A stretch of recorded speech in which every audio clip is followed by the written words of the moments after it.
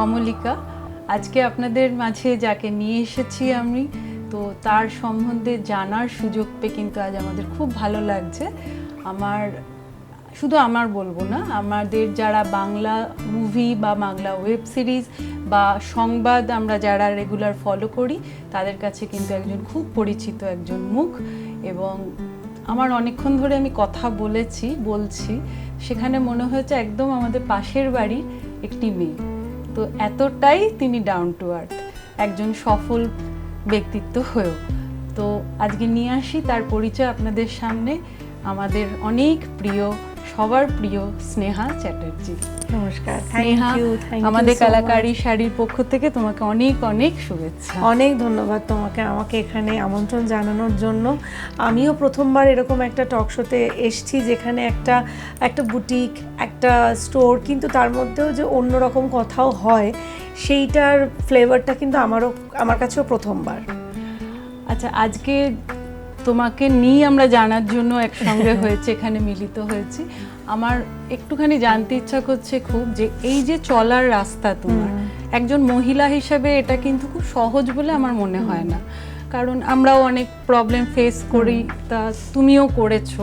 সেই যে নানান স্ট্রাগল, নানান হার্ডেল ক্রস করে আজকে তুমি একটা জায়গায় সফল, তো সেটার জন্য যদি কিছু আমাদের কাছে শেয়ার করো তোমার এক্সপিরিয়েন্স।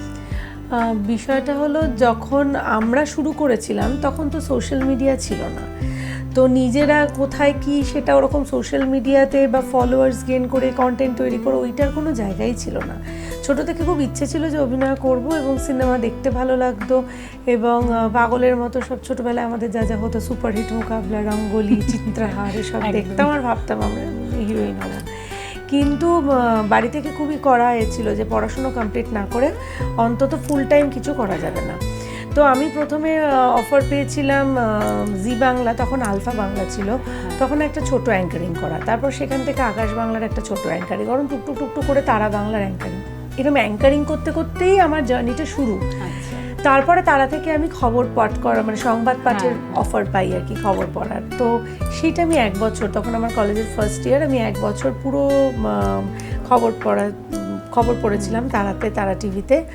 তারপর আমি 2 বছর কিছুই করিনি, কারণ আমার গ্র্যাজুয়েশন হলো। আমি প্রথম সেন্ট জেভিয়ার্সে অটোনোমাস ব্যাচ, আমার একটু পড়াশোনার চাপ ছিল।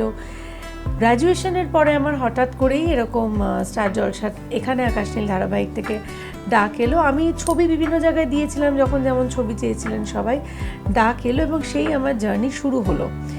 স্ট্রাগল বলতে একটা জিনিস আমি বলবো যে সামহাউ আমার সিনিয়র্সরা খুব ভালো ছিলেন, এবং প্রথম 2-1 কাজের 3-4টে কাজ আমি যে ডিরেক্টরসদের পেয়েছিলাম, তারা অত্যন্ত ভালো ছিলেন, যে আমাকে তারা এত সুন্দরভাবে গাইড করেছিলেন। কিন্তু মেন স্ট্রাগল ছিল নর্থ থেকে সাউথ জার্নি করে করে শ্যুট করতে যাওয়া। তখন ওরকম 14 ঘন্টা বা 10টায় শুটিং শেষ হয়ে যাবে এরকম ছিল না। আমার জন্য ওটাই মেন স্ট্রাগল ছিল, যে সকালবেলা আমি ধরো বাড়ি ফিরছি 4টে, আবার আমার 8টায় কল।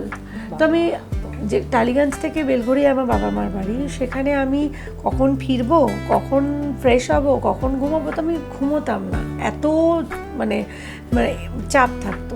তো সেইটা আমার জন্য মেন স্ট্রাগল ছিল। এবং তখন আমার ক্যারিয়ারের শুরুর দিক, যে আমি একখানা গাড়ি নিয়ে যাতায়াত করছি বা ট্যাক্সি করে, ওলা উবার ছিল না যে ওই সময় আমাদের, তো আমার ট্রেনে বাসে করেই যাতায়াতটা করতে হতো। ওটা আমার ফিজিক্যালি খুব চাপের হয়ে গেছিলো। তো সেইটা আমার একটা মেন স্ট্রাগল। কিন্তু বাই গডস গ্রেস, আর বললাম তো আমার সিনিয়র্স যে সমস্ত অভিনেতা অভিনেত্রীরা আছেন বা ডিরেক্টরস বা এক্সিকিউটিভ প্রডিউসার্স, আমি যেটুকু কাজ করেছি সেই কাজের মাধ্যমেই ভিত্তি করে আমার পরের কাজটা এসছে। হ্যাঁ, প্রথম জনপ্রিয়তা আসে সুবর্ণলতার সময়। সুবর্ণলতা প্রচুর জনপ্রিয় হয় এবং আমার চরিত্রটাও দেখেছি। হ্যাঁ, আমার খুব প্রিয় কাজ। আজ অবধি মানুষ সুবর্ণলতার কথা বলেন। লকডাউনে আবার রিপিট টেলিকাস্টও হয়েছিল, এখনও মানুষ ইউটিউবে তার এপিসোডস দেখেন। তো মানে সবাই যারা কথা বলতে আসেন সুবর্ণলতার কথা বলেনি। তো ওটা আমার প্রথম এত জনপ্রিয় কাজ। তারপর জলনপুর, তারপর একটা করে হতে থেকেছে, করতেও মানে ভালো লেগেছে, যেমন যেমন পেয়েছি চরিত্র করেছি, দর্শকরা অপার ভালোবাসা দিয়েছেন, আর এইভাবে এগিয়ে যাচ্ছি। স্নেহা, আজকে জানবো, আমি জানি তোমার একটা সুন্দর ছোট্ট একটা পরিবার আছে, সেখানে একটা ফুটফুটে তোমার একটা ছোট সন্তানও আছে।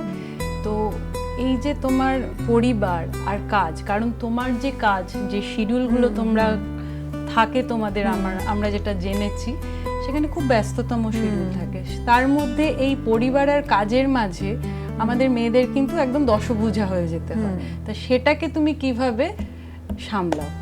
বিষয় হলো আমি এই কনসেপ্টটাতেই বিশ্বাস করি না যে দশভুজা হতে হয়, কোনো দরকার নেই। তুমি যেটা পারো পারো, তুমি যেটা পারো না পারো না। সেই স্ট্রেসটা নিজের ওপর আমি নিই না। আমি যেটা পারি না আমি সেটা পারি না, নয় আমি সেটার জন্য কোনো হেল্প রাখবো, নাহলে আমি ডিক্লেয়ার করে দেবো আমি এটা পারছি না। আমি কি পারি করতে, সেটা হলো আমি কাজ একটু কমাতে পারি, যেটা আমায় করতেও হয়েছে। কারণ কোভিডের সময় আমার ছেলে হয়েছে, ওই সময়টা আমরা এমনিও কেউ কাজ করিনি, প্রেগনেন্ট ছিলাম, ছেলে একদম ছোট, আর অত ছোট বাচ্চাকে রেখে চলে যাওয়া কাজ করা সেটা আমার নিজেরও ইচ্ছে হয়নি। তো তারপরে যেটা হয়েছে কোভিড ওমিক্রন করতে করতে 2-2.5 বছর পেরিয়ে গেছে। তারপর আমি অল্প করে কাজ শুরু করেছি, ধরো মাসে 10 দিন। হ্যাঁ, কারণ ওই সময় একটা বাচ্চাকে টাইম দেওয়ার একটা ব্যাপার আমি চেয়েছিলাম যে আমি অ্যাটলিস্ট ওর স্কুলে যাওয়া অবধি বা এই যে মাইলস্টোনস গুলো হয় সেগুলো আমি দেখবো, মানে আমি ফোনে শুনবো তোর ছেলে আজ হাঁটলো, এটা হবে না। After 9 months of struggle into Covid, তারপরে ফোনে বলবে ছেলে হাঁটলো, না ওটা হবে না। তো আমি তারপরে কাজ শুরু করলাম 10 দিন 12 দিন, বাকিটা সময় বাড়িতে। এবং সেখানেও আমি বলেই কাজে ঢুকেছিলাম যে আমাকে এইগুলো আমাকে ছেড়ে দিতে হবে বা ইত্যাদি। হ্যাঁ, তো সেইগুলো সব এত বছরে সবাই চেনা জানা, তো সবাই কোঅপারেটও করেছেন। আমার চ্যানেল বলো, প্রডিউসার্সরা বলো, ডিরেক্টরসরা সবাই কোঅপারেটও করেছেন। এইভাবে আমি মানে ছেলের এখন 4+, তো আমি এতদিন অবধি এইভাবেই কাজটা করে এসেছি। আমি ভরপুর মানে মাসে 25 দিন ওরমভাবে কাজ করিনি, এখনো অবধি করিনি। আমি ওরমভাবেই মানে মাসে 15 দিন 16 দিন এরমভাবেই কাজ করে এসেছি, যে কারণে আমার খুব একটা অসুবিধে হয়নি। মানে দশভুজার কনসেপ্টটা তোমাকে নিতে হয়নি। আমি একদমই না, আমি কোনোদিনই বিশ্বাস করতাম না। এবং আমার মনে হতো যে ছোটবেলা থেকে এটা শুনে এসেছি, সেটা মেয়েরা না সাবকনশিয়াসলি কোথাও একটা নিজেদের উপর নিয়েও নিয়েছে, যে আমাকে বোধহয় সবটাই করতেই হবে, সবটা পারতেই হবে, সবাইকে খুশি। আমার তো কোনো দায়ই নেই সবাইকে খুশি করার। আমি যেটা করে যেটা পেরে নিজে ভালো থাকবো এবং সেটা আমি জেনুইনলি করবো, সৎভাবে করবো, ওটাই আমার আসল করা। বাকি যেটা আমি ফেক করে করছি সবাই খুশি হবে বলে, সেটা তো মন থেকে করা হচ্ছে না। আর আমি যেটা মন থেকে করতে পারি না সেটা আমি জাস্ট করতে পারি না, তাই জন্য ওটা আমার দ্বারা হয় না। তো আমার বাড়িতে ওই জন্য সামলানোর কিচ্ছু নেই। আমার হাউস হেল্পসরা রয়েছে, তারা অত্যন্ত ভালো, আমার শাশুড়ি মা আছেন, সুতরাং সবটা মিলিয়ে ওটা হয়ে যায়।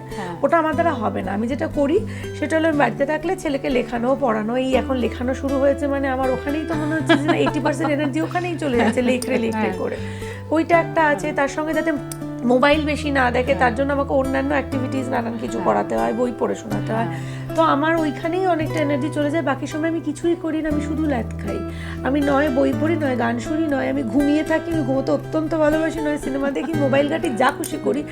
ইচ্ছে হলে যেটা মানে মনে হলো একটু স্পেশাল রান্না করি, ব্যাস। হ্যাঁ, আর আমারও যেটা মনে হয় যে একটা ক্রিয়েটিভ পার্সন, দেখো অভিনেত্রী বা অভিনয় করা বা যে জায়গাটায় তুমি আছো সেখানে নিজেকে টাইম দেওয়াটাও খুব দরকার। একটা চিন্তা ভাবনা করার জন্য নিজেকে একটু সময় দেওয়া। আর বললাম তো কিছু না করেই হয়তো বসে রয়েছে, কিন্তু সেটাও খুব ইম্পর্টেন্ট। আমি ওই মানে সকাল থেকে রাত অবধি যদি আমি বিভিন্ন কিছু নিয়ে ব্যস্ত হয়ে যাই, তাহলে তো মানে আমি কোনো কালেই খুব বেশি বিরাট একটা করিতকর্মা মেয়ে ছিলাম না, কোনো কালেই ছিলাম না। ছোট থেকে মা জল দাও ছিল, এখন শিখাদি জল দাও হয়েছে, কিন্তু বিষয়টা হলো ওই রকমই ছিল।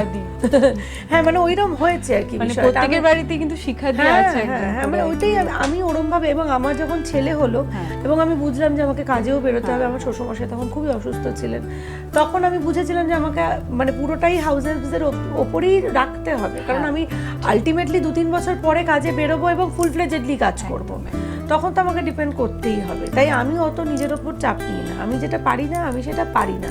আমি ঘুমোতে ভালোবাসি, আমার খুবই 8 ঘন্টা ঘুম দরকার, নাহলে আমি পারবোই না থাকতে। তো আমি এরমভাবেই ব্যালেন্স করি, বিশ্বাস করো। হ্যাঁ, লোকজন এলো, সেখানে আমাকে বাড়িতে যেটা করতে হলো সেটা করতে হলো, বা যেটুকু দায়িত্ব কর্তব্য করতে হলো, ঠিক আছে। কিন্তু মানে আমার পরে নাই ভুবনের ভার, এইটা আমি বিশ্বাস করি। না সত্যি, আজকে আর একটা জিনিস তুমি যেটা বললে যে শাশুড়ি মা আছেন থাকেন, এই যে মানে ব্যাকআপে একজন দেখে দেখাশোনা যেহেতু করে, এটা বিশাল আমার। কারণ ছেলেকে তো মেইনলি পুরোটাই শাশুড়ি মা এবং শিখাদি দুজনের কাছে আমার রেখে যাওয়া।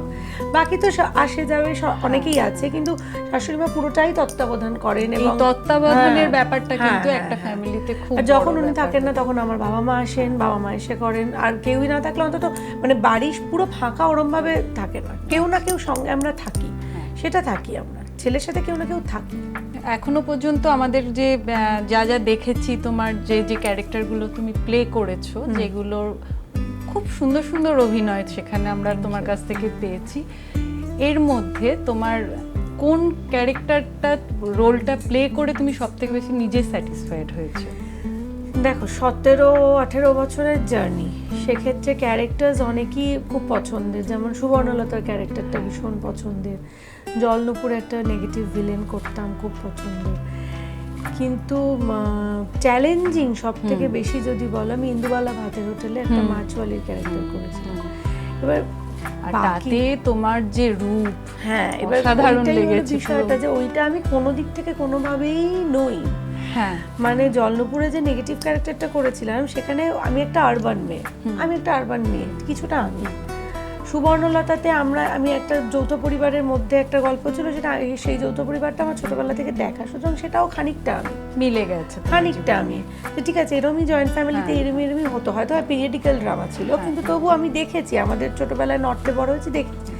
কিন্তু আমি তো এই মাছওয়ালির ক্যারেক্টার, আমি লক্ষ্মী কোনোদিন আমি দেখলেও সেটা কিভাবে তার বডি ল্যাঙ্গুয়েজ অ্যাডাপ্ট করা, ভাষা সবটা মিলে, তারপরে ঝুড়ি নিয়ে চলাফেরা করা, সেটা কতটা কনভিন্সিং লাগবে, মানে কিছুই, মানে আমি জাস্ট অন্ধের মতো ঝাঁপ দিয়েছিলাম আর কি। কিছুটা হোমওয়ার্ক করে, কিছুটা তো নিশ্চয়ই, বাকিটা দেবালয়দা, বাকিটা পুরোটাই দেবালয়দা। মানে শ্রাবণীদির ছিল, কস্টিউম ছিল, পুরো কস্টিউমটা আমাকে খুবই হেল্প করেছিল, কারণ ওই গেট আপটা, মেকআপ, সোমনাথদার পুরো বিষয়টাতে একটা গেট আপটা তোমাকে খানিকটা এগিয়ে দেয়, একটা রাফ এন্ড টাফ একটা। তারপরে পুরোটাই মানে খানিকটা আমার হোমওয়ার্ক করা ছিল, আর বাকিটা দেবালয়দা যেমন যেমন বলেছে তেমন তেমন করেছি। কিন্তু খুবই চ্যালেঞ্জিং ছিল, যেটা আমি একেবারেই নই, সেই রকম একটা কিছু করতে হয়েছিল। তো একজন অভিনেতা বা অভিনেত্রী সবসময়ই চায় যে এমন একটা কিছু করতে বা এমন কোনো চরিত্র অভিনয় করতে যেটা সে নয়, তবেই তো সে নিজেকে গড়ে পিটে নেওয়ার, ভাঙাচোরার একটা চ্যালেঞ্জ তাকে চান্স পায়। তো সেটা আমার খুব মনে রয়ে গেছে। সত্যি মানে আমরা প্রথম যখন ক্যারেক্টারটা এলো তোমার দেখে আমরা চমকে গেছি, যে এত সুন্দর স্নেহা এইরকম একটা ক্যারেক্টারে কি করে, আমার মানে আমি নিজেকে দেখেই মানে ভাবছি বাবা মানে কি করে কি হবে, মানে তারপরে ভাষা আছে, হাঁটা চলা আছে, পুরোটাই মিলিয়ে একটা ব্যাপার। তো যাই হোক, মানুষের ভালো লেগেছে, এটাই পাওয়া। মহিলা ব্যক্তিত্ব, একজন মহিলা, ধরুন ব্যক্তিত্বময়ী একজন মহিলা, তোমার কি মনে হয় শাড়িতেই বেশি ফুটে ওঠে তার ব্যক্তিত্বটা? একটা সময় অবধি এটাই ভাবতাম, এমন না, এবং এটা মানে অধিকাংশ ক্ষেত্রেই হয়তো সত্যি, আমি বলবো না সেটা সত্যি নয়, কিন্তু এখন পোশাকের ধরন এত পাল্টে গেছে, শাড়িকেও কত রকমভাবে মানুষ ড্রেপ করছে, বা শাড়ি দিয়ে কত রকম ইন্দো ওয়েস্টার্ন জামা কাপড় হচ্ছে, এটা তসর, একটা পাড়ওয়ালা তসর, সেটা দিয়েই কত রকমের জামা হচ্ছে, এবং সাজেরও এত ধরন বদলে গেছে, মানুষ মেকআপ নিয়ে, হেয়ার স্টাইল নিয়ে এত বেশি কনসিয়াস হয়ে গেছে। সেই জায়গায় আমার মনে হয় যে 80% ক্ষেত্রে শাড়ি হলেও এই ব্যাপারগুলোও কিন্তু এখন ধীরে ধীরে, এখন যেহেতু সমাজ সময় সবটাই পাল্টাচ্ছে, সেগুলোও কিন্তু চলে এসেছে। আমরা যেমন ছোটবেলা থেকেই মানে শাড়ি পরাটা একটা আমাদের কাছে ইভেন্ট ছিল, যে কবে আমরা শাড়ি পরবো, বা আমাদের শাড়ি পরে কোথাও যেতে হলে ভীষণ এক্সাইটেড থাকতাম যে শাড়ি পরতে হবে, তার সঙ্গে একটা আলাদা সাজগোজ।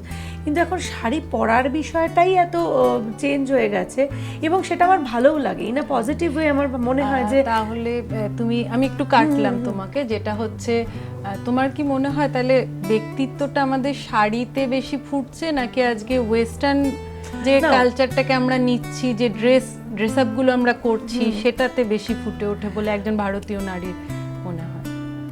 না, ভারতীয় নারীর ক্ষেত্রে তুমি বলো, যদি মেন পোশাক বলো, তাহলে তো শাড়ি, সালোয়ার কামিজ, চলি, লেহেঙ্গা, মানে এক একটা প্রদেশের এক একটা জায়গা, হ্যাঁ সেরকমই। তো ভারতীয় কালচারের ক্ষেত্রে শাড়ি বা মানে মেন লিনেন্স আর কি, সেটাই মেন ইম্পর্টেন্ট। বা আমরা আমাদের আবহাওয়া অনুযায়ীও তো পড়ি, এক একটা প্রদেশের এক একটা আবহাওয়া অনুযায়ী, সেইটা আমার মনে হয়। কিন্তু আমি বলছি ব্যক্তিত্বটা এখন আমার মানে যত এত সোশ্যাল মিডিয়া ঘাঁটি, এক এক রকমের সাজ দেখি, এক এক রকমের মনে হয় যে মানে শাড়িটাকেই এমন করে পড়েছে যে মানে খুব মানে চোখ ধাঁধিয়ে যাচ্ছে, এরকম মনে হচ্ছে। শাড়ি এখন অনেকে আমরা দেখি ধুতি স্টাইলে পরছে, একটা পাইঠানির যে স্টাইলটা ছিল পরা, সেটাকে ব্লাউজ কত রকমের বলো তো, আমরা ছোটবেলা থেকে এত রকমের ব্লাউজই দেখিনি। এখন বিগত কয়েক বছরে ব্লাউজের প্যাটার্ন এত বদলে গেছে যে শাড়ির লুকই পাল্টে দিচ্ছে ব্লাউজ, শার্ট ব্লাউজ এসছে, মানে লং ব্লাউজ, ক্রপ এসছে, অনেকে টপস দিয়ে এখন যারা বহু স্টাইলে শাড়ি পরছে তারা তো নর্মাল টি শার্টস দিয়ে শাড়ি পরছে। তো শাড়ি পরার ধরন কি দিয়ে শাড়ি পরছি, তার সঙ্গে কত রকম জুয়েলারিজ তুমি বলো, এত জাঙ্ক জুয়েলারিজ বা এত রকমের ভ্যারাইটি অফ জুয়েলারিজ আমরা থোড়ি না আগে দেখেছি। এখন সবটা মিলেমিশে শাড়িটাও যেন অনেক বেশি এনহ্যান্সড হয়ে গেছে। আবার এখন একটা জিনিস খুব ভালো লাগছে দেখে, যে দেখবে বিয়ের বেনারসি কিনছে, আমাদের বিয়ে মানে হচ্ছে লাল বেনারসি তার সঙ্গে সোনার গয়না, কিন্তু এখন কনসেপ্টটা চেঞ্জ হয়ে রূপোর গয়নাতে আসছে। তো এটাও একটা আলাদা রকমের একটা, কেন রূপোলি জড়িও তো পড়ছে, আমার বহু চেনা লোকজন বেনারসির উপর রূপোলি জড়ি তার সঙ্গে রূপোর গয়না দিয়ে পড়েছে। তো এটাও ঠিক যে সোনা এখন একটা বিয়ন্ড অ্যাফোর্ডেবল জায়গায় গেছে, কিন্তু এটাও একটা ফ্যাক্ট, আবার স্টাইল স্টেটমেন্টটাও একটা ফ্যাক্ট। যেমন আমার নিজের ব্যক্তিগতভাবে ভীষণই সিলভার জুয়েলারি পছন্দ, আমি যে খুব একটা বেশি প্রচুর সোনা কিনি বা কিনেছি তা নয়, বিয়েতে যা হয়েছে ঠিক আছে, তার বাইরে আমার যদি কখনো কিছু কিনি আমি কিন্তু রূপোই কিনি। তো সিলভার এখন ভীষণভাবে ইন, সেটা রেপ্লিকা হলেও ইন, অরিজিনাল হলেও ইন।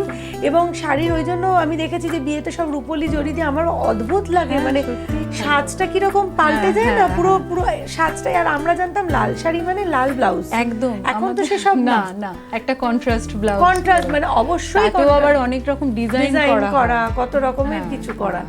তো তবে হ্যাঁ, আমি আমার নিজের কথা বলতে পারি যে শাড়ি পরতে ছোট থেকেই ভালোবাসি, এমন না যে আমি অতি ডেপো মেয়ে ছিলাম ছোট থেকে। তো আমার কোনো সরস্বতী পুজো হোক, এটা হোক ওটা হোক, পাড়ার কিছু হোক, কিছুতেই মনে হতো আমি শাড়িখানে একটু তোমাকে জিজ্ঞেস করি যে তোমার প্রথম শাড়ি পরার অভিজ্ঞতা সম্বন্ধে আমাদের কাছে যদি শেয়ার করো। একদম ছোটবেলায় যখন স্কুলের সরস্বতী পুজো হতো, পুরো মায়ের সাউথ ইন্ডিয়ান এই পুরো বহরটাকে ফোল্ড করে হাফ করে ফেলতে হতো, তবে গিয়ে শাড়িটা আমার হাইটে আসতো। আর এমনি ছোটদের শাড়ি পাওয়া যেত, কিন্তু আমার পছন্দ ছিল না। মায়ের আলমারি থেকে শাড়ি, হ্যাঁ, এরকম চওড়া পাড়ের একটা সাউথ ইন্ডিয়ান, আমার কাছে এখনো ছবি আছে, হলুদ আর লাল পাড়ের চওড়া পাড়ের সাউথ ইন্ডিয়ান, সেইটা ওরকম ফোল্ড করে পরা, মাথায় আবার ফুল টুল লাগানো, ওই প্রথম মানে ওই ছোটবেলায় সরস্বতী পুজোয় পরা। আমাদের বাঙালিদের একটা সরস্বতী পুজোয় প্রথম শাড়ি পরা মেয়েদের, এই অভিজ্ঞতাটা আমার মনে হয় না কেউ ভোলে। হ্যাঁ, এটা ভোলা যায় না। আর তার উপর স্কুলের ছোট থেকে যেহেতু নাচ করেছি, নাচের অনুষ্ঠান মানেই শাড়ি পরতে হয়েছে। আর তারপরে তো আমি তো বাংলা মিডিয়ামে পড়েছি, সিস্টার নিবেদিতায় পড়তাম ক্লাস 9 থেকেই শাড়ি। হ্যাঁ, কিন্তু এবার শাড়ির আমার খুব প্যাকনা ছিল যে আমাকে মানে প্রপারলি শাড়ি পরতে হবে, আমি যেমন তেমন করে শাড়ি পরতেই পারতাম না। তো আমার এক বন্ধু ছিল নিপা, ও আমাকে বাসে উঠেই আমি আগে ওর সামনে দাঁড়িয়ে বলতাম, নিপা আমার প্লিটটা ঠিক করে দেয়। আর বাড়িতেও যখন শাড়ি পরে বেরোতাম তখনও আমার এক বৌদি ছিল, তো ও একদম প্লিটে আমাকে খুব সুন্দর করে বৌদি কি তোমাকে প্রথম শাড়ি পরার অভিজ্ঞতা? না, সেরকম না, আমি ছোট থেকে নিজেই। প্রথম শাড়ি পরাটা কে ধরে দিয়েছিল তোমায়? মাই হবে, অত ছোটবেলা তো বৌদি না, মাই হবে, মাই প্রথমে পরেছিল। তারপরে তো এই দেখে দেখে মানে যারা খুব ভালো শাড়ি পরতে পারে, আমার পিসি টিসিরা, যেমন পিসিরা ভীষণ ভালো শাড়ি পরতে পারে, প্লিট করে একটা শাড়ি পরা, টান করে সুন্দর শাড়ি পরতে পারে, আমার সব কজন পিসি। তো ওদের দেখতাম, দেখে আর এই আমার সব বন্ধু টন্ধুদের দেখতাম যে স্কুলে যারা ভালো শাড়ি পরে আসতো তাদের দেখতাম, করতে করতে আমার একটা নিজের শাড়ি পরার প্র্যাকটিস শুরু হলো। এবং এখনো অবধি আমাকে কারো পরাতে হয় না। এখন যেমন আমাদের ড্রেসাররা থাকেন, তারা ভীষণ সুন্দর করে শাড়ি পরিয়ে দেন, কিন্তু মানে সেরম না থাকলে আমি নিজে পাটে পরে ফেলতে পারি, সেটা প্লিট করে হোক, ছেড়ে হোক, যেমনই হোক। এবং শাড়ি পরতে যেহেতু ভালোবাসতাম, ছোট থেকে মানে বিভিন্ন চুতনাতায় শাড়ি পরেছি, এখনো শাড়ি পরাটা জল ভাতি মনে হয়, শাড়ি পরাটা আমার কাছে কোনোদিনই একটা ইভেন্ট মনে হয় না, যেটা অনেকেরই মনে হয়। এক্স্যাক্টলি, এটা একটা পয়েন্ট যে এখন অনেকে বলে আমরা তো শাড়ি পরি না, পরতে পারি না, খারাপ লাগে শুনে, কারণ মনে হয় যে শাড়িটা আমাদের কাছে খুব একটা শাড়ি জল ফিলিংস এর ব্যাপার। আর হ্যাঁ, জল ভাত তো বটেই, কারণ যেহেতু আমিও বেঙ্গলি মিডিয়ামে পড়েছি, 9 থেকে 12 শাড়ি। হতে পারে যে আমি শাড়ি পরতে পছন্দ করি না, সেটা কেউ পছন্দ, কিন্তু মানে আমি জানি না, আমি আমার মানে ওই ছোট থেকে পড়েছি বলেই হয়তো শাড়ি পরাটা আমার কাছে কোনো ইভেন্ট নয়, আমি যেদিন খুশি যেমন খুশি। আর মন ভালো থাকলে মনে শাড়িটা পরলেই যেন মনটা ভালো হয়ে যায়, একটু সাজিয়ে নিলাম। আর আমি আমার মায়েদের তো শাড়ি পরতেই দেখেছি, মাকে বাড়িতে, সব পিসিদের বাড়িতে বলো বাইরে বলো, বিভিন্ন ধরনের শাড়িই পরতে দেখেছি। তো আমার কাছে ওই জন্য শাড়িটার একটা আলাদা জায়গা আছে, ডেফিনেটলি। আচ্ছা, ব্যক্তিগতভাবে তুমি শাড়ি নিজে পরতে ভালোবাসো যেটা বললে, তো কি ধরনের শাড়ি তুমি পরতে ভালোবাসো, মানে আমি বলতে চাইছি শাড়ির টেক্সচার? আমার কটন বেশি পছন্দ। আচ্ছা। কটন, হ্যান্ডলুম, সলিড কালার্স, হ্যাঁ, যেটা একটু প্রিন্টেড ব্লাউজ বা ওরকম কিছু দিয়ে পরা যাবে। আর যেহেতু আমি বললাম ভীষণই সিলভার জুয়েলারি পরতে ভালোবাসি, তাই শাড়ি পছন্দটাও ওই রকমই হয়। আমার সাউথের শাড়ি খুব ভালো লাগে, সাউথের কটন খুবই ভালো লাগে, কটন খুব ভালো লাগে, চেটিনার খুবই ভালো লাগে, তার সঙ্গে সাউথের সিল্কও ভালো লাগে, কিন্তু সেটা তো ধরো খুবই অকেশনালি পরা হয়, কিন্তু মানে রোজের পরা বা কোনো না কোনো ইভেন্ট, আমি দেখেছি যে ইভেন্ট মানেই আগে আমরা ভাবতাম কি একটা কিছু কিন্তু এখন যে ওই যে বললাম স্বাদ যেহেতু পাল্টে গেছে, সেই কারণে একটা নর্মাল কটন শাড়ি কিন্তু ব্লাউজ এবং জুয়েলারির পুরো মানে তাল মেলে বিষয়টা একদম অন্যরকম একটা গেট আপ দেয়।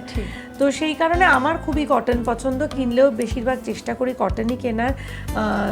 সাউথের ওই চওড়া পাড়ের শাড়ি খুব ভালো লাগে, আর তা না হলে এই যে তুমি যেরকম ধরনের পরেছো যেটা মানে হালকা হয়, হ্যাঁ, খুব ভারী কিছু একদমই পরতে পছন্দ করি, যেটা লট বহর নিয়ে চলতে অসুবিধে হয় সেইটা পরতে পছন্দ করি না। শিফন হোক বা যে কোনো সিল্ক হোক, যখনই সিল্ক কিনি কোনো রকম অকেশন পারপাস, সেটা যেন একটু হালকা হয় আর খুব অল্প কাজের হয়, খুব বেশি ভারী কাজ, জংলা কাজ পছন্দ হয়। ভালো লাগলো তোমার সঙ্গে আমার মানে ম্যাচ করবে জিনিসটাতে, যে শাড়িটা পরে আমার যেন মনে হয় না আমি আলাদা কিছু পরেছি, তাহলে না শাড়ি ক্যারি করা যায় না। শাড়ি যদি খুব ভারী হয়ে যায় বা আমার থেকে আমার পার্সোনালিটি ছাপিয়ে শাড়ি সবকিছু চলে যায়, রং বলো, কাজ বলো, টেক্সচার বলো, তাহলে আর আমার গোটা ব্যক্তিত্ব ফুটে উঠবে ঠিক করে। এইখানে আমি একটা বলি, অনেককে দেখি লাইভ করছে শাড়ি নিয়ে করছে, আমি একটা জায়গায় খুব অবজেকশন আমার দিতে ইচ্ছা করে যে এতটাও নিজেকে আমি লাউড করে দেবো না, যেখানে আমার যেটা নিয়ে আমি সেল করছি সেইটাকে বেশি কমিয়ে দিয়ে আমার মেকআপ, আমার জুয়েলারি বিশাল কিছু হয়ে গেল, সেখানে না কাস্টমাররা বা ভিউয়ার্স যারা থাকে আমার মনে হয় খুব কনফিউজড হয়ে যায়। হ্যাঁ, সেটা একটা হয়। আর আরেকটা যেটা হয় আমার মানে দুদিক পার্সপেক্টিভ থেকে বলি, কাস্টমারদের একটা তো হয় যে ওইটা ছাপিয়ে যাচ্ছে শাড়ির থেকে, আবার যেটা সেলার্সদের পার্সপেক্টিভ থেকে আমার যেটা মনে হয়, আমিও কয়েকটা লাইভ ফলো করেছি, দেখেছি, যেটা মনে হয় এখন সোশ্যাল মিডিয়া হয়ে গিয়ে না সবাই নিজের ঢাক নিজে পেটা। হ্যাঁ, এটা কিন্তু মানে এটা আমি এটা কোনো মানে দোষের জায়গা থেকে বলছি না, এখন এটাই সময় হয়ে গেছে। কি খুবই অদ্ভুত সময় এটা। আমরা আগে ছোটবেলা থেকে জানতাম, শিখে এসেছি যে তোমায় সবাই ভালো বলবে, তুমি বলবে না। তো এখন পুরো উল্টে গেছে জিনিসটা, সেটা হলো আমাকেই আমারটা করতে হবে। তো আমার খুবই স্ট্রেঞ্জ লাগে বিষয়টা, কারণ ওই এক একজনের মানসিকতা এক এক রকমের হয়, আমি কি একদমই বুঝে উঠতে পারি না যে এটা কেন, এটা করে কি হয়, কিন্তু নিশ্চয়ই কিছু হচ্ছে, তা না হলে কি করে বা বলে এত স্প্রেড করছে, ওখানে রিলেট করা যায় না মনে হয় একটা। তো যেটা মনে হয় যে ওই জায়গাটা আমার মনে হয়, আমি অনেক কাস্টমারের সঙ্গে কথা বলি বা ভিউয়ার্সরা আসেন, আমি ওনাদের কাছে ব্যক্তিগতভাবে জিজ্ঞেস করার চেষ্টা করি যে এই যে শাড়ি দেখেন না জুয়েলারি দেখেন না মেকআপ দেখেন, কোনটা দেখেন, তো ওনারা কনফিউজড। আবার সেখানে যেটা মনে হয় ওনারা মেন্টালি রিলেট করতে পারছেন না যে কোনটা আমি ওনার কাছ থেকে নেব। তো সেই জায়গাটা নিয়ে তোমার কি মনে হয়? তুমিও তো অ্যাজ এ ভিউয়ার্স লাইভ দেখো বা কিছু, তোমার কিছু বলার? হ্যাঁ, মানে আমার এটা ঠিকই বলেছো, এক এক জায়গায় এক এক রকমের হয়। আমি দেখি যে কেউ একদমই খুবই সিম্পল, শুধুই শাড়িটাই হাইলাইটেড হচ্ছে, কিছু জায়গায় খুবই গেট আপ নিয়ে তারপরে শাড়িটা হাইলাইটেড। আমার মনে হয় যে কোথাও কি বিক্রেতারা এটা কমিউনিকেট করতে চাইছেন যে এই শাড়িটার সাথে এই ধরনের সাজলে এরকমটা লাগতে পারে, আমি জানি না। এটা কিন্তু যেটা স্পেসিফিক শাড়ি কেন্দ্রিক হতে পারে, এটা কিন্তু সব শাড়ি কেন্দ্রিক হতে পারে না। ধরো আজকে আমি তসর দেখাচ্ছি বা গরদ দেখাচ্ছি, সেরকম আমি একটা সাজলাম, তাহলে এই সাজটার সাথে এই গরদগুলো ভালো লাগবে, সেটা এটা কনসেপ্ট, এটা একটা কনসেপ্ট হয়তো তারা মানে বলতে চাইছেন বা বোঝাতে চাইছেন। কিন্তু যখন মিক্স ব্যাগ বা মিসেলেনিয়াস কিছু চলতে থাকে, আবার এটাও থাকে, এটা আমাদের টেলিভিশন বা সিনেমা থেকেই হয়তো লোকজনদের সবার মাথায় এটা খেলে যে ক্যামেরার সামনে মানেই একটা প্রেজেন্টেবিলিটি বা একটা মেকআপ গেট আপ সবটা নিয়ে একদম পুরো হয়ে থাকে। এর মধ্যে আমার মনে হয় সহজলভ্য ব্যাপারটা যেন চলে যায়, দেখো সিম্পলিসিটি ইজ মিসিং। এইটা আমি মানে গোটা পুরো সবকিছু থেকেই বলছি। মানে জিন্স কিনতে গেলে প্লেন জিন্স খুঁজে পাই না, মানে আমি যদি ছেঁড়া ফাটা হেন তেন সেগুলো স্টাইল, মানে প্লেন জিন্স আমার স্ট্রাগল করতে হয় রীতিমতো একটা প্লেন জিন্স কিনতে। প্লেন শার্ট কিনতে স্ট্রাগল করতে হয় রীতিমতো, মানে ভালো মানে মার্কেটটা গেলে। তো আমি সেটাই, আমার মনে হয় সিম্পলিসিটি সামওয়্যার ধীরে ধীরে একটু মিসিং। হ্যাঁ, তো সেইটা। আর ওই যে বললাম আমি মানে মোবাইল এবং ইন্টারনেট এবং সোশ্যাল মিডিয়ার আগ্রাসন মানে যে যা যা ক্ষতি করেছে তার মধ্যে এই আর এটা যেমন একটা ভালো দিকও আছে, আমরা প্রচার করতে প্রচারটা পারছো, সবার কাছে পৌঁছতে পারছো, এটা পৌঁছানোটা অনেক বেশি সহজ হয়ে যাচ্ছে।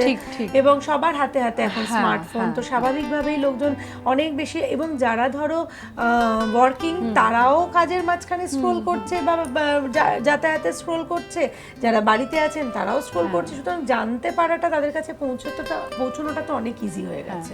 কিন্তু আবার একদিকে একটা অপকারিতাও আর কি আছে, সেটা তো আছেই। আর এবার জিজ্ঞেস করি তোমাকে একটি কথা, যেটা হচ্ছে আমাদের দেখো আজকে ওয়েস্টার্ন কান্ট্রিতে গেলে বা ওয়েস্টার্ন কালচার নিয়ে তুমি যদি দেখো, সেখানে কিন্তু ইন্ডিয়ান কালচারের একটা প্রাধান্য তাদের মধ্যে দেখা যাচ্ছে, এটা নিয়ে তারা কিন্তু খুব চর্চার বিষয় হচ্ছে তাদের। সেখানে শাড়িটাও কিন্তু খুব প্রাধান্য পাচ্ছে, তো এটা নিয়ে তোমার কি? আমার খুবই ভালো লাগছে। আমি ইনস্টাগ্রামে একটি মেয়েকে ফলো করি, তার নাম সুচন্দ্রা। সে মেয়েটা অসম্ভব ভালো আলপনা দেয়। আচ্ছা, ও প্যারিস গেছিল, আইফেল টাওয়ারের সামনে একটা শাড়ি পরে ছবি দিয়েছিল। আমি না মেসমারাইজড হয়ে গেছিলাম। আমরা কি খুব সহজে ভাববো যে আমি ইউএসএ যেতে পারি, লন্ডন যেতে পারি, যেখানে খুশি যেতে পারি, সেখানে গিয়ে আমি শাড়ি পরে ঘুরবো বা শাড়ি পরেই আমি থাকবো? আমার ওকে দেখে এত ভালো লেগেছিল, আমার এতই ভালো লেগেছিল সে বলার কথা না। আমি ছবিটা দেখে মুগ্ধ হয়ে গেছিলাম। মানে সে কি কোনো, ও ভীষণ সুন্দর আলপনা, সে তো ভারতীয় মেয়ে। হ্যাঁ, বাঙালি। কিন্তু আমি যেটা জানতে চাইছি তোমার কাছে, ধরো আমাদের ওয়েস্টার্ন কালচারে যারা ওয়েস্টার্ন ইয়েতে থাকে, আমি রিসেন্টলি একটা ভিডিও দেখলাম, প্রিয়াঙ্কা চোপড়া ওর শ্বশুর শাশুড়ির সাথে কোথাও এসছে ইন্ডিয়াতে, তো শ্বশুরমশাই কুর্তা পরা, পাঞ্জাবি, শেরওয়ানি এরকম পরা, মানে ভাইয়ের বিয়ে বা এরকম একটা কিছু হবে, শাশুড়িমা শাড়ি পরা। তো আমার দারুণ লাগলো দেখে। নাই পড়লে পারতেন কিছু, একদম হাতিঘোড়া খারাপ হতে ক্ষতি হতো কি হতো না, কিন্তু ওই ইন্টারেস্টটা বা এই সম্মানটা দেওয়া যে আমরাও যাচ্ছি একটা মানে ইন্ডিয়ান এতে পার্টিসিপেট করতে, শাড়ি পরবো সেটা। হ্যাঁ, আর সত্যি কথা, বিশ্বের দরবারে কখনো শাড়ি পরা কোনো বিদেশিনী হোক বা শাড়ি পরা আমাদেরই বাংলার কেউ, প্রবাসী কেউ, যাই হোক, মানে দেখতে ভালো লাগে। আমি যখন ওই ফলের মাঝখানে একটা শাড়ি পরার ছবি দেখি আমার ভালো লাগে দেখতে। সেটা প্রবাসী বাঙালির ছবিও হতে পারে, ওখানকার কারো কোনো নাগরিকেরও হতে পারে, যাই হতে পারে, কিন্তু ভালো লাগে। কোথাও না কোথাও গিয়ে আমাদের ইন্ডিয়ান সেন্টিমেন্টটা তো কাজ করে, এবং বাঙালি সেন্টিমেন্টটা তার উপরে কাজ করে। আমাদের তো বাঙালিদের মধ্যে ওইটা একটা আছে, আমরা এটা পছন্দ, ঠিক একমত। হ্যাঁ, তো সেইটা আমার মনে হয় যেখানে দেখি, আমার বোন টোনরা সবাই কানাডায় থাকে, ওখানে দুর্গাপুজো হোক বা না হোক, কোনো না কোনো অকেশনে আমি দেখি এটা পুরো একটা মানে ফরেন ল্যান্ডস্কেপের মাঝখানে একটু শাড়ি পরে দাঁড়ানো। আমি ওকে ফোন করবি, আমার যে কি ভালো লাগলো তোকে দেখে, এবং শাড়ি ওখানে গিয়েও মানে ও আসে, আর আমার ওই বোন টোনা আসে, আর 25-26টা করে শাড়ি কিনে সারা বছরে, মানে যখন আবার আসবে আবার আমার ওকে ওই জন্য শাড়ি দিতেও ভালো লাগে। এখন তো সবাইকে শাড়ি দেওয়াও যায় না, কারণ সবাই শাড়ি পরে না, তাই জন্য দেওয়ার ক্ষেত্রেও ভাবতে হয় যে শাড়ি দেবো, দিলেই বা কি দেবো, কিরম পরবে, আদৌ পরবে কিনা, কারণ এমনি নর্মাল শাড়ি ছাড়া পোশাকেরও এত রকমের অপশনস এখন, কিন্তু শাড়ি দিতে মানে যারা পরতে ভালোবাসে তাদের শাড়ি দিতেও ভালো লাগে, ভীষণ ভালো লাগে। ঠিকই তাই। আমাদের একটা কথা আছে, দেখবে প্রচলন আছে, যেটা শাড়িতেই নারী, শাড়িতে নারীর পরিপূর্ণতা ফুটে ওঠে। তো এটা সম্বন্ধে তোমার কি মতামত? এইটা মানে এটা শুনলেই প্রথমে মায়ের একটা ছবি ভাসে। হ্যাঁ, ছোটবেলা থেকেই মাকে যেরকমভাবে শাড়ি পরতে দেখে আসি, কিন্তু আমরা এখন দাঁড়িয়ে না এই কথাটা আমি বলবো না যে 100%, কারণ মেয়েরা এখন এত রকমভাবে নিজেরা পরিপূর্ণ, এতটা সেলফ সাফিসিয়েন্ট, শাড়ি তাদের ব্যক্তিত্বকে এনহ্যান্স করে, অবশ্যই এনহ্যান্স করে, ডেফিনেটলি এনহ্যান্স করে, কিন্তু মানে পরিপূর্ণতাটার ডেফিনেশন বদলে গেছে। আমাদের সময় আমরা এক রকমের ডেফিনেশন জেলে বড় হয়েছি যে সাজগোজ মানে সাজের আলটিমেট হলো শাড়ি। ঠিক, সাজের মানে আমরা রোজা প্রচুর শাড়ি পরে একটা সাজ মানে হলো that is the ultimate thing, আর সেটা নিয়ে খুব এক্সাইটেড হয়ে থাকতাম আমরা। সেইটা এখনকার জেনারেশনের মধ্যে বা এর মধ্যে অনেকটাই যেহেতু, এবং শাড়ির ওই যে বললাম এত ড্রেপিং এত রকমের কিছুর জন্য ওই ট্র্যাডিশনাল বিষয়টা অনেকটাই চলে যায়, পাল্টে গেছে। হ্যাঁ, অনেকটাই পাল্টে গেছে। কিন্তু পরিপূর্ণতা আমি মনে করলেই পরিপূর্ণতা। আমি যদি মনে করি আমি শাড়ি পরে অ্যাজ আ উইমেন আমি নিজেকে আয়নায় দেখলে আমার মনে হচ্ছে আমার ব্যক্তিত্ব এবং আমার সাজের মিলিয়ে আমাকে এইটাতেই পরিপূর্ণ লাগে, তাহলে আমার কাছে সেটাই সত্যি, সেটাই আমার কাছে সত্যি। কিন্তু আমারটা সবার সাথে মিলতে হবে এরকমটা না, হয়তো কারোর সাথে আমার মিলতে নাও পারে, কিন্তু আমার এটা মানে অনেক সময়তেই অনেক সাজ সেজে মনে হয় যে দারুণ লাগছে, এই সাজটা আমার ভালো লাগছে। নিজেকে ভালো লাগার ব্যাপারটা কিন্তু একটা খুব ইম্পর্টেন্ট। আমার মনে হয় নিজেকে ভালোবাসলে তবে সবাইকে ভালোবাসা যায়, নিজেকে ভালো রাখলে তবে সবাইকে ভালো রাখা যায়। আর নিজেকে যদি আমার দেখতে ভালো লাগে তাহলে আমার মনে হয় সবারই ভালো লাগবে। হ্যাঁ, এটা আমার মনে হয়। আরেকটা জিনিস যেটা হচ্ছে দেখো এখন টিনেজারদের মধ্যে কিছু শাড়ি পরার প্রবণতাটা একটা টাইমে কিন্তু চলে গেছিল, বেড়েছে, এখন বেড়েছে। আমি এটাই বলতে চাই, এখন কিন্তু ভীষণভাবে তারা আবার শাড়িটাকে গ্রহণ করছে। ওই যে নানান মানে ওই টিপিক্যাল মা কাকিমাদের মতো যেহেতু সাজতে হচ্ছে না, ওদের নানান রকমের ওয়ে আউট ওরা নিজেরাই বার করে নিয়েছে। হ্যাঁ, এই ক্রপ টপ দিয়ে কত রকম সাজে, শাড়ির সঙ্গে শাড়ির কত রকমের প্রিন্টস বলো, ব্লক প্রিন্টস। আমরা আগে ছাপা বা ব্লক প্রিন্ট যে ধরনের জেনে দেখে এসেছি, এখন ব্লক প্রিন্ট পাল্টে গেছে। আমি সেদিন একটা ব্লক প্রিন্ট দেখলাম মলমলের ওপর চায়ের ভাঁড়, হ্যাঁ, পুরো শাড়িটা জুড়ে। তো আগে মানে ট্যাক্সি খুব, পিলি ট্যাক্সি খুব পপুলার হয়েছিল, খুব পপুলার, টানা রিক্সা, পিলি ট্যাক্সি খুব পপুলার হয়েছিল, এখন হয়েছে কলকাতার থিম, এটা। তো এরকম নানান অদ্ভুত অদ্ভুত সমস্ত প্রিন্টসও তো বেরোচ্ছে, যেটা কিনা ইউথ তাদের সাথে কানেক্ট করছে। এই জায়গাটাই আমার খুব বলা যে রিলেট করা, কানেক্ট করতে পারবে। হ্যাঁ, একটা 15-16 বছরের মেয়ে কাঞ্জিভারমের সাথে কানেক্ট করতে পারবে না। ওই বুটি, টেম্পল পার্ক এগুলো তারা বোঝেই না, বুঝতেই পারছে না, বা তাদের পার্সোনালিটির সাথে হয়তো যাবেও না। ঠিক তারা যেরকম মানে খুব ফুটফুড়ে উড়ে বেড়ানোর মতো মানে বয়স আর কি একটা, সেই বয়সের সাথে ওরা ওটা রিলেট করতে পারে। মালমাল শাড়ি বলে এত হালকা, তারা ক্যারি করতেও খুব তাদের ইজি, যা খুশি দিয়ে পরে নিতে পারছে না। তার সাথে কত রকমের ব্যাগ মিক্স এন্ড ম্যাচ করে নেয়, শাড়ি মানে গয়না টয়না তো ছেড়েই। আমি এই সাজগুলো আমি শুধু হাঁ করে দেখি, কারণ আমরা যেহেতু ওরকম ভাবে সাজি নিয়ে মনে ভালো লাগবে, তো একটু তো মনে হয় একটু সত্যি আমরা করতে গেলে একটু ভাবি। এখন শাড়ির সঙ্গে স্নিকার, কিছুদিন আগে আমি একটা শুট করেছি শাড়ির সঙ্গে স্নিকার, বললাম ঠিক আছে মেয়ে পড়ছে, আমার মেয়ে টিনেজের মধ্যে পড়েও, তো আমার কি এটা মানাবে এই বয়সে? তারপরে দিল না, ওটাকে ঝেড়ে ফেলে পড়তে হবে। হ্যাঁ, ওই ইনহিবিশনস গুলো আমরাই আমাদের আর ওটা আমাদের অ্যাকসেপ্ট করতে হবে নিজেদের চলার জন্য। একদমই তাই। এবং সেটা তো মানে কমফর্ট হলো সবথেকে উপরে। তো শাড়ির সাথে স্নিকার যদি আমার কমফর্ট হয়, তাহলে সেটা কমফর্ট ক্যারি করার উপর সবটা ডিপেন্ড করে বলে আমার মনে হয়। ক্যারি তুমি কিভাবে একটা নর্মাল ছাপা শাড়িকেও দারুণভাবে ক্যারি করা যায়, আবার বেনারসিকেও একদমই এমনভাবেই মানে পড়া হলো যে আমি বেনারসিটার মর্যাদাটাও রইল না, সেটাও থাকে। হ্যাঁ, এটাও একটা ব্যাপার। একটা ট্র্যাডিশনাল শাড়িকে আমার মনে হয় জগা খিচুড়ি করে না পরাটাই ভালো, সেটা ট্র্যাডিশনটা একটু মেনটেন করা। মানে আর শাড়িটার যেটা হাইলাইটেড পয়েন্টস বা সেইগুলো ড্রেপিং এ বোঝা গেলে আমার মনে হয় ভালো লাগে। হ্যাঁ, আর বিয়েটা এমন একটা জগজম্প বিষয়।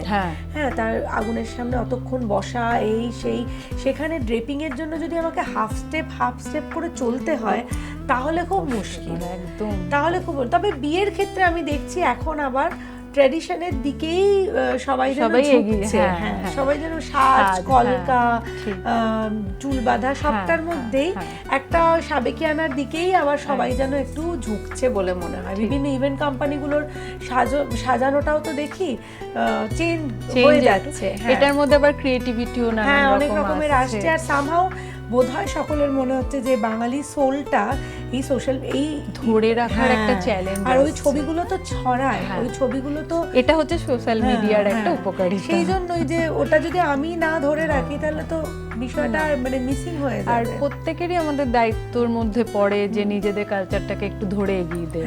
হ্যাঁ, আমরা যেমন ছোটবেলা থেকে কোনো সময়তেই বউ ভাতে বা ইত্যাদি লেহেঙ্গা পছন্দ নয়, কোনোদিনই পছন্দ নয়। আমি আমার কথা বলছি, প্লিজ এইবার ট্রোলিং শুরু না, কারোর পছন্দ হতেই না, একদম আমার মানে কোনোদিনই পছন্দ হতো না। তার একটাই কারণ, সেটা হলো যে মানে বাঙালি বিয়ের সাজটা এত সুন্দর লাগতো, তো আমার মনে হতো ওটা দুদিন সাজতে পারবো। হ্যাঁ তাই এটা আমাদের সময় থেকে বউ ভাতের সাজ চেঞ্জটা ঢুকে গেছিল, একটা ব্লু বেনারসি, হ্যাঁ হ্যাঁ, আর এই দিন একটা হ্যাঁ, লাল লাল, বেনারসি। আর আর না আবার একটা হতো রিসেপশনের দিন বা বউ ভাতের দিন লেহেঙ্গা পরা, লেহেঙ্গা সেটা পরা। চল ওইটাই চল বললাম, শুরু আমাদের হয়েছিল। আমরা ঠিক। যখন বিয়ে হয় আমাদের তখন ওটা শুরু হয়েছিল।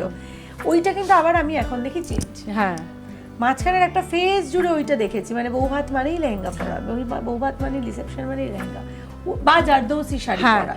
আর ওই বেনারসির মধ্যে কি জারদৌসি ভারী শাড়িটা বলো তো। দেখতে সত্যি সত্যি সুন্দর, কিন্তু যারা কি ক্যারি ভারী, করেন কি ভারী। আমার সব বন্ধুরা কিনেছিল আমাকে জারদৌসি, কিনেছে বাবা ক্ষমা অসম্ভব। ওই জগজম্প বিয়ে, ওই যে অত ভারী শাড়ি পরে, তারপর ভাইয়েরা তুলবে পিড়ি করে, আমি নিজের তাদেরকে যন্ত্রণা দেওয়া। আবার বেনারসির ওজনে আরো 5 কিলো 6 কিলো ওজন বাড়বে, কোনো প্রশ্নই উঠছে না। কিন্তু ওইটাই বললাম, ওই মিক্সড কালচারটা আমার এখন আমার মনে হয়, তুমি বেনারসির প্যাটার্ন দেখবে কিরকম পাল্টেছে। বেনারসি একদম সেই এক ঢালা জড়ি, ছোট বুটি, হ্যাঁ ওইটাতেই কিন্তু এখন আবার সবাই ঝুঁকছে। বেনারসির ফ্যাব্রিক আরো সফটার হয়েছে, টেকনোলজি অনেক চেঞ্জ হয়েছে, সেখান থেকে ফেব্রিকটাও চেঞ্জ হয়েছে, সবটা মিলিয়ে। যে কারণে ওই অল্প বয়সী মেয়েরা বলো বা একটু এজে যারা বিয়ে করছে, বিয়ের তো এখন আর কোনো বয়সের স্প্যান নেই, দ্যাট ইজ সো গুড। হ্যাঁ, যে ওই বয়সে বিয়ে করে ফেলতে হবে, এই তাড়াটা যে আর নেই জীবনে, সেটা একটা ঠিকই। একটা 18 থেকে 22 হলে বিয়ে দিতেই হবে। এই যে 60 বছরে বিয়ে করলেও যে কোথায় লিখেছিল ভগবান জানে।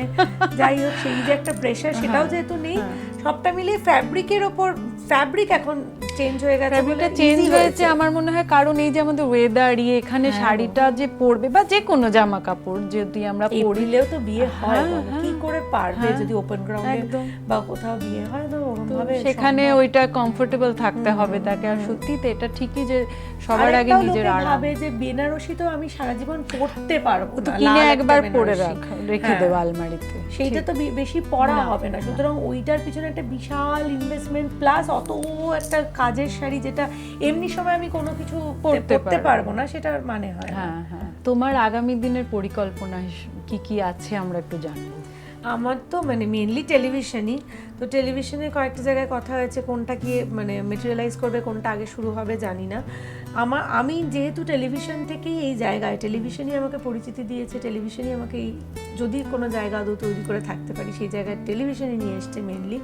তো আমার কাছে সবসময়ই প্রায়োরিটি থাকে টেলিভিশন। তো আর টেলিভিশনই আমাদের মেন, যেটা আমরা বলি যে আমাদের যেহেতু এটা পেশা, তো পেশাগত সংস্থান কিন্তু আমাদের আগে টেলিভিশন।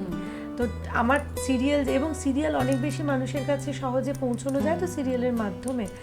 তো এবার নেক্সট যেটা সিরিয়াল আসবে সেটা আমি এখনো কনফার্ম নই, তাই বলতে পারছি না। আর যদি আগামীতে কোনো ছবি বা সিরিজের কাজ হয়, লজ্জা হইচইতে চলছে এখন, হ্যাঁ এটা যে রিসেন্ট কাজ লজ্জা, এখন স্ট্রিমিং কয়েকদিন আগে থেকেই শুরু হয়েছে। তো আবার যদি কোনো সিরিজে কোনো ইন্টারেস্টিং কাজ হয়, মানে চরিত্র পাই বা ছবিতে, সেটা নিশ্চয়ই জানাবো। আমি সোশ্যাল মিডিয়ায় দারুণ অ্যাক্টিভ, আমি এটা বলছি না, কিন্তু হ্যাঁ কাজের খবরগুলো জানাতে থাকি এবং খানিকটা ওই ছবি ইত্যাদি প্রভৃতি কিছুটা রেলিভেন্ট থাকার চেষ্টা করি। কারণ আমি ওই যে বললাম, জীবনে এত ল্যাগ যে আবার একটা কিছু কন্টেন্ট বানিয়ে সেটাকে আবার টাইম অনুযায়ী পোস্ট করে এত কিছু করতে হবে, সেই অবধি আমি আর ছেলে সামলে পৌঁছে উঠতে পারি না। তো সেইটার মাধ্যমে তাহলে সবাইকে জানাবো, দেখো একদম। আর সবাইকে বলি যে আপনারাও আসুন, লজ্জা 2 আসছে, আপনারা দেখুন। স্নেহার অভিনয় অসম্ভব ভালো এবং বলার কিছু নেই স্নেহার অভিনয় নিয়ে। Thank you. আর আমিও একটু সবাইকে বলে দিই, কালাকারি শাড়ি আমরা চুচুড়া ব্রাঞ্চে কথা বলছি, আর একটা ব্রাঞ্চ আছে চিনার পার্কে। তো যারা কলকাতা থেকে দেখছেন তারা তো ডেফিনেটলি কলকাতায় চিনার পার্কটা অ্যাক্সেস করতে পারবেন, আর যারা এখানে মানে চুচুড়ার আশেপাশ থেকে দেখছেন তারা চুচুড়া ব্রাঞ্চটা, চুচুড়ার আউটলেটটা অ্যাক্সেস করতে পারবেন। আপনারা আসুন, এখানে খুব ভালো কালেকশন, এবং সব থেকে বড় কথা হলো আমি এসেই অন্তত বেশ কিছু ভ্যারাইটি দেখলাম, যেটা চোখের সামনেই রাখা, যে রেঞ্জ অফ শাড়িটা বোঝানোর জন্য বলছি, যে তসরও আছে, সাউথ ইন্ডিয়ানও রয়েছে, শিফনও রয়েছে। তো আপনাদের যেরকম যার পছন্দ তা তো আছে, হ্যান্ডলুমও আছে। তো আপনারা যেরকম যার টেস্ট অনুযায়ী আপনারা সব রকমের শাড়ি পাবেন। আমার আজকে এসে এখানে খুব ভালো লাগছে, আশা করি আপনাদেরও ভালো লাগবে। অনেক অনেক শুভেচ্ছা তোমাকে আগামী জীবনে, এবং আমাদের তরফ থেকে কালাকারি শাড়ির পক্ষ থেকে এই ছোট্ট উপহারটা আজকে তোমার জন্য। Thank you. খুব ভালো থেকো। Thank you. খুব ভালো।